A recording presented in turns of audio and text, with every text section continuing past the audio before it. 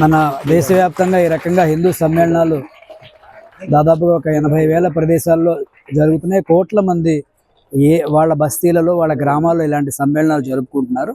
దీని ఉద్దేశం రాబోయే 10-15 ఏళ్లలో భారతదేశం ఒక శక్తివంతమైన సాంస్కృతిక ఔన్నత్యాన్ని కాపాడుకుంటూ ఒక శక్తివంతమైన దేశంగా ఎదిగే క్రమంలో భారతీయులమైన హిందువులమైన మన సమాజము ఏ రకంగా ఏ విషయాలను తీసుకుని ఆచరించాలి అనే విషయాల్లో ప్రజలను చైతన్యవంతం చేయడం కోసం ఈ సమ్మేళనాలు ఏర్పాటు చేయబడుతున్నాయి.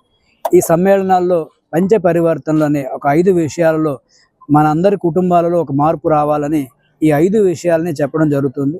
అందులో ఒకటి సామాజిక సామరస్యం. కులము, భాష, ప్రాంతము వీటికి అతీతంగా మనందరం కలిసిమెలిసి భారతమాత సంతానంగా జీవించడం అలవర్చుకుందామని అని. రెండవది పౌర విధులు కర్తవ్యాలని. మనం అందరూ రాజ్యాంగం ఇచ్చినటువంటి హక్కులను అనుభవిస్తూనే రాజ్యాంగం మనకి ఇచ్చిన బాధ్యతలను కూడా నిర్వహించాలి. బహిరంగ ప్రదేశాల్లో నీతి నియమాలను పాటించాలి. ప్రభుత్వము రాజ్యాంగము విధించినటువంటి అన్ని నియమాలు మనం పాటించి క్యూ పద్ధతిలో ఉండడము, నియమాలు పాటించడము, పబ్లిక్ ప్లేసెస్ స్వచ్ఛంగా ఉంచుకోవడము, పబ్లిక్ ప్రాపర్టీస్ పట్ల మన బాధ్యతాయుతంగా మెలగడము, ఇలాంటి విషయాల్లో ఒక మార్పు కోసమని. మూడవది స్వదేశీ విధానము వ్యవస్థలు బలపరుచుకోవాలి. మనదైన భాష, మనమైన జీవన పద్ధతులు, మన దేశంలో తయారైన వస్తువులు ఉత్పత్తుల యొక్క వాటిని వాడకం పెంచుకోవడము, మన ఇళ్లలో అలవర్చుకోవడము, మన భాషని పెంచుకోవడము, ఇలాంటివి స్వదేశీ అనేది. నాలుగవది కుటుంబ విలువలు. మన ఇంట్లోంచి మన దేశాన్ని మనం మార్చుకోవాలి. కాబట్టి మన ఇంట్లోంచి ఇలాంటి విషయాలన్నింటినీ అలవర్చుకునే ఒక ఇంటి నడవడిని మనం డెవలప్ చేసుకోవాలి మన ఇళ్లలో అనేది. ఐదవది పర్యావరణ హితకరమైన లైఫ్ స్టైల్ జీవన విధానాలు మనం అలవర్చుకోవాలి. కాబట్టి మొక్కలు పెంచడము, పచ్చదనాన్ని పెంచడము, ప్లాస్టిక్ని తగ్గించడము, ప్రకృతికి వనరులు నీరు, గాలి వీటిని దుర్వినియోగం చేయకూడదు, నీటిని దుబారా చేయకూడదు, మంచినీటిని ఎంత అవసరమో అంతే మ్యాసివ్ మూమెంట్గా మన దేశంలో ఒక మార్పు తీసుకురావాలి. తద్వారా భారతదేశం మరొక 10 ఏళ్లలో విశ్వగురువు కావాలి. ప్రపంచం మొత్తానికి ఒక సుఖ శాంతి అందించేటువంటి ఒక నమూనా భారతదేశాన్ని మనం ఒక 15 ఏళ్లలో తయారు చేసుకోవాలి. 2047 100 సంవత్సరాల స్వతంత్ర భారతము ప్రపంచానికి ఒక నమూనా భారతంగా తయారు కావాలనేటువంటి ఒక సంకల్పాన్ని ఈ సమ్మేళనాల ఆధారంగా మనం మేల్కొల్పుతాం. సమ్మేళనం అనేది అరవింద్ నగర్ శివాలయం దగ్గర ఏర్పాటు చేయడం జరిగింది. ముఖ్య వక్తగా వచ్చి ప్రసంగించారు.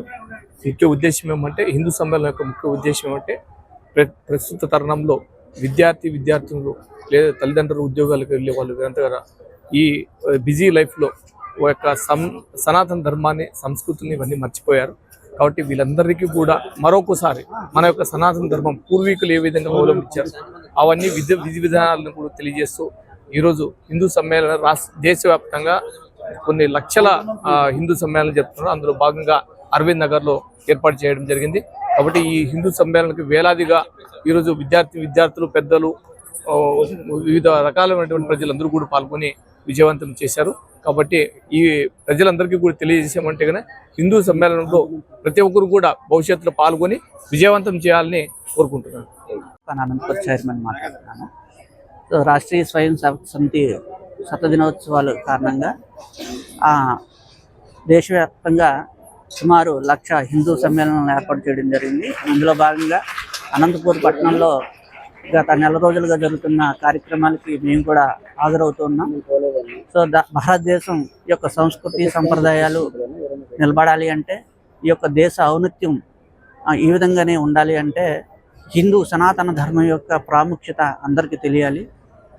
కేవలం హిందూ ధర్మం మాత్రమే లోక సమస్త సుఖనో భవంతి అంటే లోకంలో ప్రతి ఒక్కరు కూడా సుఖంగా ఉండాలి అని, అదేవిధంగా స్వతంత్రంగా జీవించాలని అంటే ఎవరి యొక్క మతాన్ని, ఎవరి యొక్క ధర్మాన్ని వాళ్ళు అనుసరించాలి.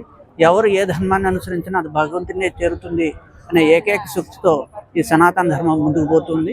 అందువల్ల ఇక్కడ మతం పట్ల కానీ ధర్మాల పట్ల కానీ వైషమ్యాలు ఉండవు. సో ఈ ధర్మం కేవలం సనాతన ధర్మే నేర్పిస్తుంది. ఇప్పుడు గతంలో చూస్తే ఈ మధ్యాంతర ఏఐ అని చెప్పి ముందుకు పోతున్నారు. నేను మొన్న ఏఐలో ఏ ధర్మం ప్రపంచంలో ఆచరించదగ్గది అని అడిగితే కేవలం సనాతన ధర్మం మాత్రమే ప్రపంచవ్యాప్తంగా ఆచరించదగ్గది అని ఏఐ చెప్పింది. అంటే ఏదైతే మనం టెక్నాలజీగా ముందు పోతున్నాం అనుకున్నామో ఆ టెక్నాలజీ కూడా ఏం చెప్తుంది, కేవలం ఈ ధర్మం మాత్రమే ప్రపంచం శాంతిగా జీవించడానికి పనికి వస్తుంది.